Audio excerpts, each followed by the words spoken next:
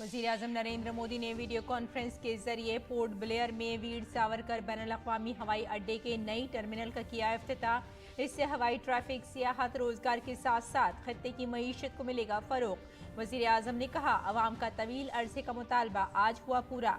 कुछ जमातों के सियासी मफादात की वजह से मुल्क के कई इलाके रह गए थे पीछे। वज़ीर-ए-आज़म ने बेंगलुरु में अपोजिशन जमातों की मीटिंग को बनाया तनकीद का निशाना। इजलास को करार दिया बदनवानों का कन्वेंशन। कहा, भारत की हालत ज़ार के जिम्मेदार कुछ लोग बैठे दुकान खोलकर।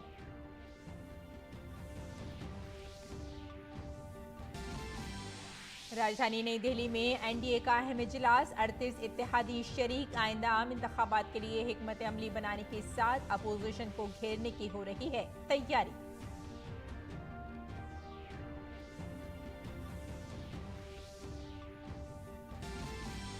अपोजिशन इत्तेहाद का नाम हो सकता है भारत। बेंगलुरु में अपोजिशन जमातों की मीटिंग में तृणमूल कांग्रेस की तजवीज़। अखिलेश यादव को ओबीसी दलित इत्तेहाद पीडीए की तजवीज़ मुस्तरद। लोकसभा इंतखाबात के लिए अपोजिशन जमातों के दरमियान सीट शेयर करने के मुतालिक एक कमेटी बनाने का हो सकता है ऐलान। अपोजिशन की मीटिंग पर बीजेपी ने कहा, यूपीए का करप्शन छुपाने के लिए बनाया गया है ये ग्रुप। सदर जमहूरिया द्रौपदी मुर्मू ने 68 जिला मजिस्ट्रेटों और 9 सेक्रेटरियों को जमीनी रिकॉर्ड की मुकम्मल डिजिटलाइजेशन के लिए पेश की भूमि सम्मान 2023 अवार्ड। कहा, जमीनी तनाज़ात को रोकने और डिजिटल इंडिया को मजबूत करने के लिए जमीनी रिकॉर्ड के डिजिटल रजिस्ट्रेशन को बनाना होगा लाजमी। 45 दिनों के अंदर सहारा कोऑपरेटिव सोसाइटियों में डूबी हुई सरमायाकारों की रकम कर दी जाएगी वापस। मरकजी वज़ीर दाखिला अमित शाह ने इन सरमायाकारों की रकम वापस करने के लिए सहारा रिफंड पोर्टल का किया आगाज। कहा, पोर्टल के जरिए तमाम 1 करोड़ 7 लाख सरमायाकारों की पूरी रकम जाएगी उनके खातों में। और अर्जेंटीना के वज़ीर दिफा जॉर्ज एनरिक तायाना ने वज़ीर दिफा राजनाथ सिंह से मुलाकात की। 2 तरफ़ा दिफाई ताल्लुकात को मजबूत बनाने पर हुई बातचीत। मुलाकात से कबल अर्जेंटीना के वज़ीर दिफा ने कौमी जंगी यादगार पर शहीद फौजियों को पेश किया खिराज अक़ीदत। अर्जेंटीना के वज़ीर दिफा बेंगलुरु का भी करेंगे दौरा। आदाब नाज़रीन, खबरनामे में आपका इस्तकबाल है। मैं हूं आपके साथ रेशमा फारूकी। आइए अब तफसील से खबरों पर नजर डालते हैं और सबसे पहले आपको बता दें कि बेंगलुरु में इस वक्त अपोजिशन जमातों की मीटिंग हो रही है जिसमें 26 जमातों के कायदीन हिस्सा ले रहे हैं। मीटिंग में कांग्रेस सदर मल्लिकार्जुन खड़गे ने कहा कि कांग्रेस पार्टी 2024 में वज़ीर आज़म के ओहदे की दौड़ में नहीं है। उन्होंने कहा कि कांग्रेस अपोजिशन की मीटिंग में शिरकत कर रही है लेकिन वज़ीर आज़म की दौड़ में नहीं है। साथ ही उन्होंने कहा कि कांग्रेस को इख्तिदार या वज़ीर आज़म के ओहदे से कोई दिलचस्पी नहीं है। इससे पहले 23 जून को पटना में 15 अपोजिशन जमातों की मीटिंग हुई थी जिसमें आम इंतखाबात के हवाले से हिकमत अमली तय करने के लिए गौर खौज हुआ था। दिल्ली बीजेपी के सदर वीरेंद्र सचदेवा ने वजीर आला अरविंद केजरीवाल से सैलाब के दौरान बेंगलुरु का दौरा करने पर सवाल किया। उन्होंने कहा कि दिल्ली के लोग सैलाब से मुतासिर हैं और केजरीवाल पॉलिटिकल टूरिज्म पर बेंगलुरु गए हैं। साथियों, दिल्ली आज बाढ़ से त्रस्त है।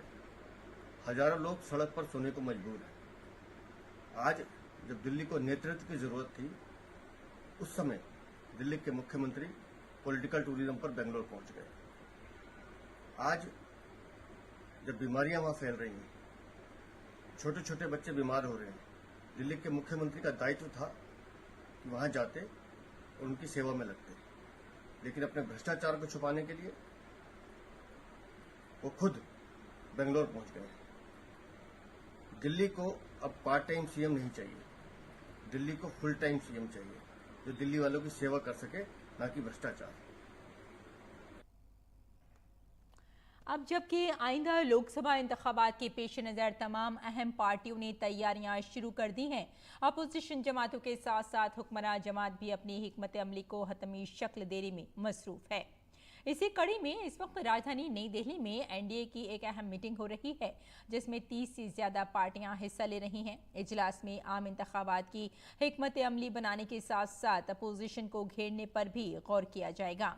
इस मीटिंग में एनडीए में शामिल होने वाले कई नए इत्तेहादी भी मौजूद हैं, जिनमें महाराष्ट्र के वजीर आला एकनाथ शिंदे की क़यादत में शिवसेना, एनसीपी का अजीत पवार धड़ और सुहेल देव भारतीय समाज पार्टी, राष्ट्रीय लोक जनता दल और दीगर कई बड़ी पार्टियां शिरकत करेंगी।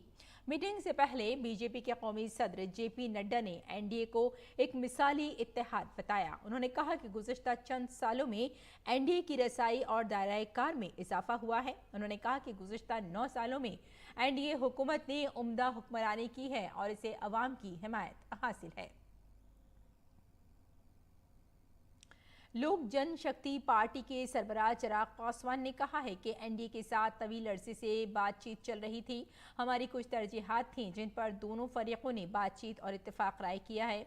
उन्होंने कहा कि 2024 और 2025 के असेंबली इंतखाबात असल हदफ हैं, जिसके लिए एनडीए कोशिश कर रहा है। उन्होंने कहा कि उनकी पार्टी हाजीपुर से लोकसभा इलेक्शन लड़ेगी। अमित शाह जी से मुलाकात हुई और भारतीय जनता पार्टी के राष्ट्रीय अध्यक्ष आदरणीय जेपी नड्डा जी से मेरी मुलाकात हुई और इन तमाम बातों पर एक आम सहमति बनते हुए बहुत सकारात्मक तरीके से ये चर्चाएं हुई। कल लोक जनशक्ति पार्टी रामविलास ने एनडीए में औपचारिक तौर पर पुनः जुड़ने का ये फैसला लिया है और इस फैसले के मद्देनजर आगामी 2024 का लोकसभा का चुनाव एनडीए कैसे मजबूती से लड़े और बिहार में जो पिछली बार एक चूक हो गई थी, एक सीट से हम लोग रह गए थे, 40 में से 39 जीते, एक सीट हम लोगों की रह गई थी, तो इस बार कैसे 40 की 40 सीट जीते। और आइए अब कुछ दीगर खबरों को भी देख लेते हैं। वजीर आजम ने 710 करोड़ की लागत से तामीर पोर्ट ब्लेयर में बैनुल-अक़वामी हवाई अड्डे की एक नई टर्मिनल इमारत का इफ्तिताह किया। इस वर्चुअल तकरीब में वजीर आजम ने शिरकत की। इस मौके पर शहरी हवाबाजी के वजीर और लेफ्टिनेंट गवर्नर DK जोशी भी मौजूद थे। वीर सावरकर हवाई अड्डे का ये टर्मिनल 40,800 मुरब्बा मीटर पर मुहित है। इसकी गुंजाइश यौमिया 4,000 से बढ़ाकर 11,000 यौमिया मुसाफिरों तक की गई है। यहाँ 10 तैयारों को पार्क करने की भी सहूलत होगी। वजीर आजम ने कहा कि अवाम का तवील अरसे से मुतालबा है जो अब पूरा हो रहा है। उन्होंने कहा कि बाज़ जमातों के सियासी मफादात की वजह से मुल्क के बहुत से इलाके पीछे रह गए हैं। कुछ दलों की स्वार्थ भरी राजनीति के कारण विकास का लाभ देश के दूर दराज वाले इलाकों तक पहुंचा ही नहीं। ये दल उन्हीं कामों को प्राथमिकता देते थे जिसमें इनका खुद का भला हो, इनके परिवार का भला हो। नतीजा ये हुआ कि जो हमारे आदिवासी क्षेत्र हैं, जो हमारे आइलैंड्स हैं, वहां की जनता विकास से वंचित रही, विकास के लिए तरसती रही। बीते 9 वर्षों में हमने पूरी संवेदनशीलता के साथ पहले की सरकारों की उन गलतियों को सुधारा है। इतना ही नहीं, नई व्यवस्थाएं भी बनाई है।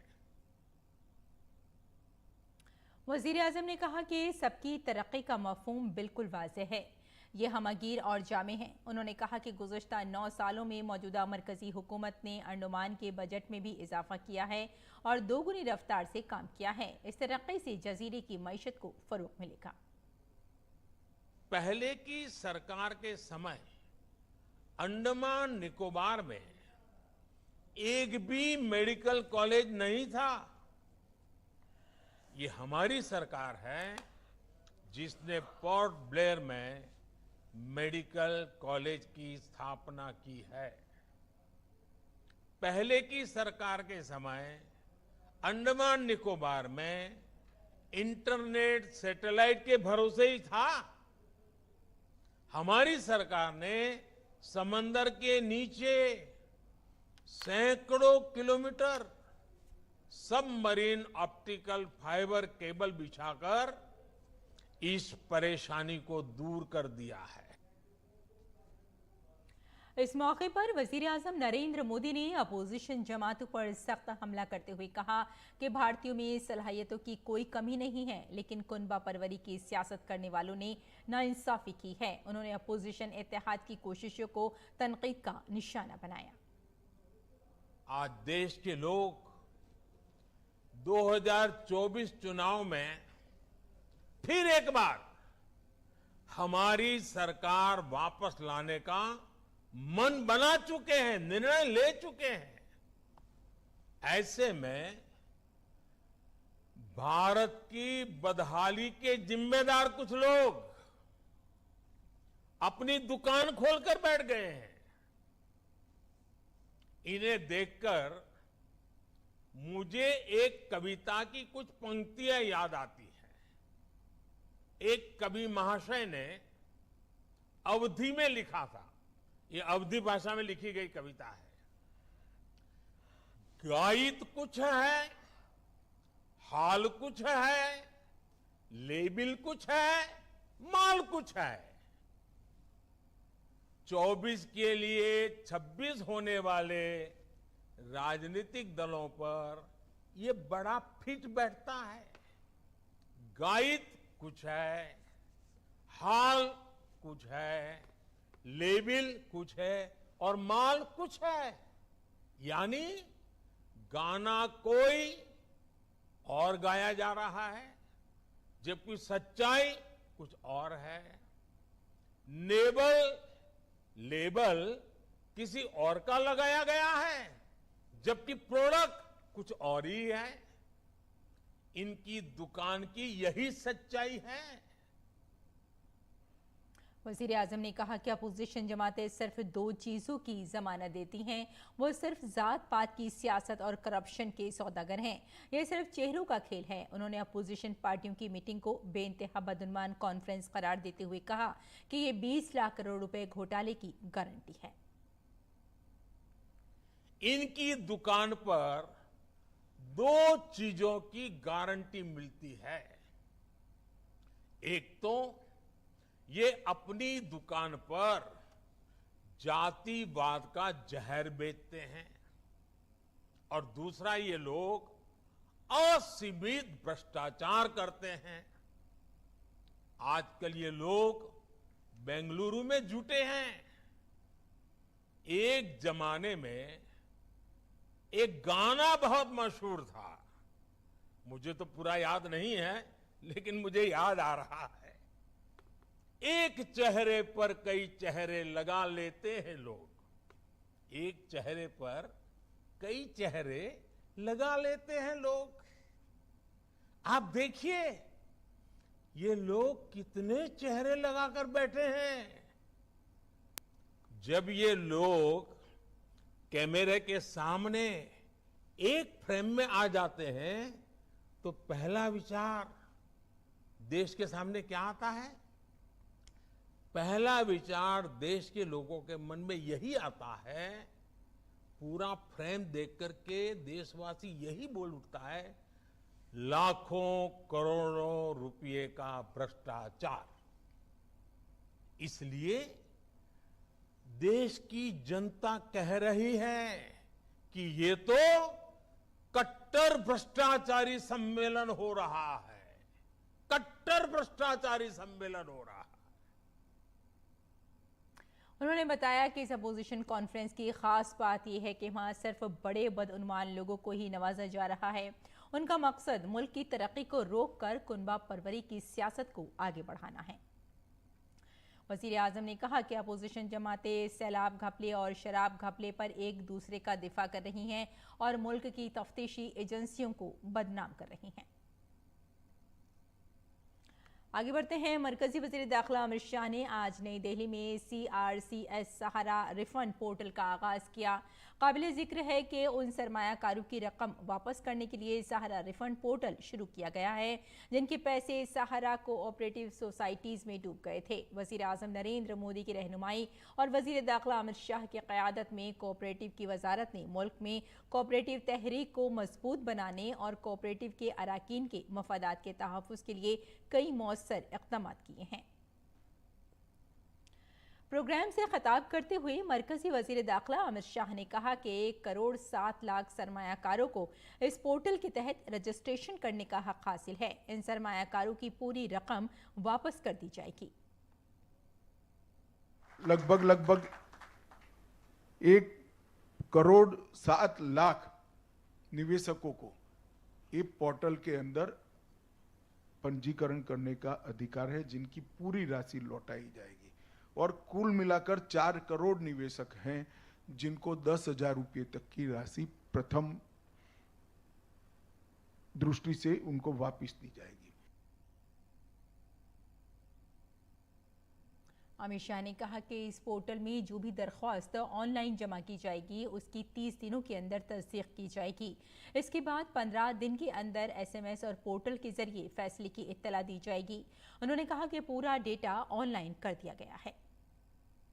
आज जो पोर्टल लॉन्च हुआ है वो पोर्टल से लगभग 1 करोड़ निवेशकों को, क्योंकि हमने तय किया है कि पहले 10,000 रुपया तक की राशि को हम भुगतान करेंगे। जिनका 10,000 तक का निवेश है वो, और जितना भी निवेश हो उसमें से 10,000 रुपया, ये ट्रायल बेस है और ये पोर्टल के माध्यम से इसको ऑनलाइन सबको निमंत्रित करेंगे। पूरे डेटा को ऑनलाइन कर दिया गया है चारों सोसाइटियों के, और सीरीज ऑफ मीटिंग कोऑपरेटिव मंत्रालय के, सहकारिता मंत्रालय के अधिकारियों ने की है। सदर जमहूरिया द्रौपदी मुर्मू ने आज भूमि सम्मान 2023 पेश किए। ये एजाज़ 68 ज़िला कलेक्टरों और 9 सेक्रेटरियों को ज़मीन के रिकॉर्ड की मुकम्मल डिजिटलाइजेशन के लिए दिया गया है। मरकजी देही तरक्की और पंचायती राज के वज़ीर गिरिराज सिंह ने कहा कि भूमि सम्मान स्कीम एतमाद और शराकतदारी पर मबनी मरकज़, रियासत के दरमियान ताउन पर मबनी वफाकियत की एक अच्छी मिसाल है। ज़मीन के रिकॉर्ड और रजिस्ट्रेशन की डिजिटलाइजेशन का ये अमल ज़मीनी तनाज़ात से मुताल्लिक़ ज़ेर इल्तिवा अदालती मुकदमात के बड़े पैमाने पर कम करने में मदद करेगा। सदर जमहूरिया ने कहा कि डिजिटल इंडिया को मजबूत बनाने के लिए हमें लोगों को ज़मीन की डिजिटल रजिस्ट्रेशन करने की तरकीब देनी होगी। इसका सबसे बड़ा फ़ायदा बदउनवानी को रोकने में होगा और किसी कुदरती आफत के वक्त में डेटा हुकूमत के पास होगा, जिसकी वजह से ज़मीन के हकदार को ही ज़मीन मिलेगी।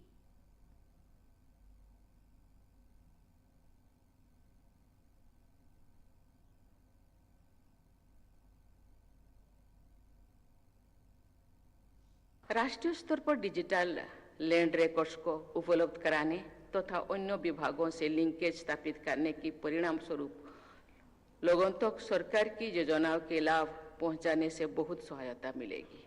लैंड रिकॉर्ड्स के डिजिटाइज होने से सही लाभार्थियों को सरकारी योजनाओं का लाभ सुनिश्चित रूप से मिल सकेगा। साथ ही बाढ़ और आग लगने से जैसे आपदाओं से स्थित दस्तावेज खो जाने पे ये उत्पन्न होने वाला जो समस्या है उसको भी ये सुलझ सकेगा। और सदर जमहूरिया ने लोगों से अपील की कि वो ज़मीन का डिजिटल रजिस्ट्रेशन करवाएं। उन्होंने कहा कि आज भी हमारे मुल्क में लोग बरसों से ज़मीनी तनाज़ात में फंसे हुए हैं। ऐसे में अगर पहले से सही शख्स के नाम रजिस्ट्रेशन हो जाए तो ज़मीनी तनाज़ात से बचा जा सकता है।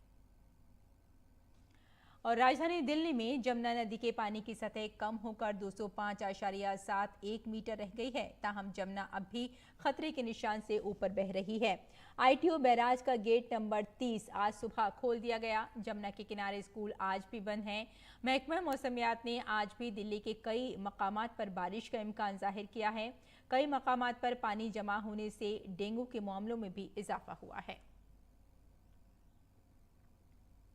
इसके अलावा महकमा मौसमियात ने मुल्क की कई रियासतों में मूसलाधार बारिश का इम्कान जाहिर किया है, जिसमें उत्तराखंड, हिमाचल प्रदेश, मध्य प्रदेश, ओडिशा और झारखंड में बहुत तेज बारिश का इम्कान जाहिर किया गया है। महकमा मौसमियात ने कहा है कि शुमाली ओडिशा और इससे मुल्हका मगरबी बंगाल और झारखंड में गंगा के दामन में कम दबाव का इलाका बन गया है, जिसकी वजह से मुल्क के वस्ती और मशरक़ी इलाकों में शदीद बारिश हो सकती है। जमुना की आबी सतह अब बतदरीज कम हो रही है, जबकि राहत की बात यह है कि सबसे मसरूफ ITA रूट पर ट्रैफिक भी आसानी से चलना शुरू हो गया है। माजी में जमुना में पानी बढ़ने से ITO रूट की सड़कें भर गई थीं और इस सड़क को बंद करना पड़ा था। हालात की इस अचानक तब्दीली की बड़ी वजह फौज की वो जिम्मेदारी है जिसने ITO बैराज के बंद दरवाजे खोले और यमुना की सफाई का काम किया। हमारी DD नुमाइंदा संध्या शर्मा ने मौजूदा सूरत हाल का जायजा लिया। हम मौजूद हैं ITO बैराज पर, जिसके नीचे से बहती है यमुना। यहाँ पर कुल 32 गेट हैं, लेकिन इनमें से 5 गेट ऐसे थे जो पूरी तरह से बंद थे और यही वजह रही कि यमुना का जब बहाव बढ़ा तो वो जो पानी था वो आगे की ओर नहीं बह पाया और सड़कों पर वो पानी बह निकला। सड़कें लबालब हो गई और जिसकी वजह से ITO हो, लाल किला क्षेत्र हो या दिल्ली के और बाकी वो क्षेत्र जो यमुना के आसपास कवर करते हैं वो सब पानी से लबालब हो गए और बाढ़ का रूप उन्होंने ले लिया। दिन रात टीम ने यहाँ पर मुस्तैदी के साथ काम किया और जिसकी वजह से लबालब जो सड़कें ITO की भरी हुई थी वो पानी जो है वो पूरा सड़कों से निकल गया। और आप देख सकते हैं कि अब जो है ITOs का जो रास्ता है, जो यमुना का ब्रिज के ऊपर जो सड़क पर आवागमन है वो सुचारू रूप से चल रहा है। सड़कों पर अब पानी नज़र नहीं आ रहा है, जिसकी एक बड़ी वजह ये थी कि यमुना में जो गाद इकट्ठी थी उस गाद को निकाला गया। यहाँ पर मौजूद जब सेना के अधिकारियों से हमने बात की तो उनका ये कहना था कि जो 28 से 32 तक के 5 गेट थे वो पूरी तरह से बंद थे, जिसे खोला नहीं गया था और यही वजह रही कि यमुना का जब जल स्तर बढ़ा तो वो पानी सड़कों पर आ गया। यदि पूर्व में इसकी तैयारियां की जाती, इन गेट की सफाई कर दी जाती, इन्हें खोल दिया जाता, यहाँ से गाद निकाल दी जाती तो शायद दिल्ली के वो हालात नहीं बनते जो इस वक्त हमें देखने को मिले। कैमरा पर्सन विजय के साथ मैं संध्या शर्मा, GT न्यूज़। और मंगल को जमुना नदी के पानी की सतह 205.55 मीटर रिकॉर्ड की गई। इसके साथ ही जमुना के पुराने लोहे के पुल पर भी अब हालात मामूल पर हैं। लोहे पुल पर रेल ट्रैफिक भी शुरू हो गया है। हमारे नुमाइंदे पराक्रम सिंह शेखावत ने दरियाए जमुना में सैलाब की सूरत हाल का जायजा लिया। राजधानी दिल्ली ने बाढ़ की तबाही का जो मंजर देखा वो मंजर तकरीबन 45 साल बाद देखने को मिला। 1978 में इसके पहले इस तरीके की बाढ़ आई थी और इस बार भी जो पहाड़ी इलाकों में भारी बारिश हुई तो नतीजा ये रहा कि जो यमुना की बाढ़ का पानी है वो दिल्ली की सड़कों तक बह निकला। हालांकि अब स्थितियां सामान्य हैं। अब जो यमुना का जलस्तर है वो 205.71 है। हालांकि ये भी अब खतरे के निशान से ऊपर है। इस वक्त हम लोहे के पुल के पास मौजूद हैं और आपको बता दें कि बाढ़ की वजह से लोहे के पुल का आवागमन बंद हो गया था। यहाँ से जो रेल का आवागमन था वो भी बंद हो गया था, लेकिन अब स्थितियां जो है सामान्य होती हुई नजर आ रही है। देखिए लोहे के पुल से ट्रेन का जो आवागमन है वो शुरू हो चुका है। हालांकि आपको बता दें कि जो रेल इस वक्त लोहे के पुल से जा रही है, रेल मंत्रालय के जरिए जो नियम लागू किए गए उनके हिसाब से यमुना के पुल से कोई भी ट्रेन यदि निकलेगी तो उसकी जो रफ्तार होगी वो 20 किलोमीटर प्रति घंटे से ज्यादा की नहीं होगी। लिहाजा आप देख सकते हैं कि कितनी धीमी रफ्तार से ये ट्रेन जो है वो लोहे के पुल को पार कर रही है। इस तरीके से हम देख सकते हैं कि अब पूरी दिल्ली पटरी पर लौट रही है। सड़कों पर जो जल जमाव की स्थिति उसमें भी काफी हद तक सुधार पहुंचा है, लेकिन आने वाले समय में यदि फिर से बारिश बढ़ती है, जिसका अनुमान मौसम विभाग ने भी जताया है, तो पहाड़ी इलाकों में होने वाली बारिश का सीधा असर दिल्ली पर भी पड़ सकता है। ऐसे में एक नई चिंता जो अब सामने आ रही है वो बरसात के मौसम में होने वाली जो बीमारियां हैं, मसलन डेंगू, चिकनगुनिया, मलेरिया, ऐसी बीमारियों का खतरा भी बढ़ रहा है। ऐसे में देखना ये होगा कि अब इस चुनौती से दिल्ली वाले कैसे निपटेंगे। कैमरा पर्सन राहुल चोपड़ा के साथ पराक्रम सिंह शेखावत, लोहा पुल, DD न्यूज़। और वजीर खजाना निर्मला सीतारमण ने G20 वज़राए खजाना और मरकजी बैंक के गवर्नरों की मीटिंग के तीसरे सेशन का इफ्तिताह किया। FMCBG मीटिंग का ये दूसरा दिन है। आज तीसरे इजलास के आगाज के दौरान वजीर खजाना ने साल 2023 के लिए बैनुल-अक़वामी मालियाती आर्किटेक्चर वर्किंग ग्रुप के नताइज के बारे में आरा तलब की हैं। इसके अलावा G20 ममालिक के नुमाइंदों ने G20 के मुश्तरका फ्रेमवर्क के तहत होने वाली पेशरफ्त पर तबादला ख्याल किया। इस दौरान ज़रूरतमंद ममालिक को कर्ज की बरवक्त सहूलियात की फराहमी और उनके हल पर भी बात हुई। और सुप्रीम कोर्ट जुमे को मोदी सरनेम केस में राहुल गांधी की अर्जी पर समाअत करेगा। राहुल गांधी के वकील अभिषेक मनु संघवी ने गुजरात हाई कोर्ट के फैसले के खिलाफ चीफ जस्टिस की बेंच के सामने मामला उठाया और जल्द समाअत का मुतालबा किया। सुप्रीम कोर्ट अब इस मामले की समाअत 21 जुलाई को करेगा। और जम्मू कश्मीर में यात्रियों का एक और खेप आज कश्मीर के बालताल और पहलगाम बेस कैंपों से सख्त सिक्योरिटी के दरमियान अमरनाथ की यात्रा पर रवाना हुआ। जनूबी कश्मीर के हिमालय में 3888 मीटर की बुलंदी पर वाक़ अमरनाथ की 62 रोज़ा सालाना यात्रा 1 जुलाई को शुरू हुई, जो 31 अगस्त को इख्तिताम पजीर होगी। सफ़र खुशउस्लूबी से जारी है। मुल्क भर से ज़ायरीन शिवलिंग की झलक देखने के लिए बेस कैंपों पर पहुंच रहे हैं। अमरनाथ जी श्राइन बोर्ड ने यात्रा में शामिल होने के ख्वाहिशमंदों के लिए मोबाइल पर मबनी एक नया ऐप तैयार किया है, जिस पर सफ़र से मुताल्लिक़ मालूमात हासिल की जा सकती है। महाराष्ट्र के थाने में पड़गा खड़ावली चौराहे पर टैक्सी और कंटेनर ट्रक के दरमियान तसादुम में 6 अफराद की मौत हो गई और 8 दीगर अफराद जख्मी हुए हैं। तमाम जख्मियों को फौरी इलाज के लिए अस्पताल में दाखिल कराया गया है।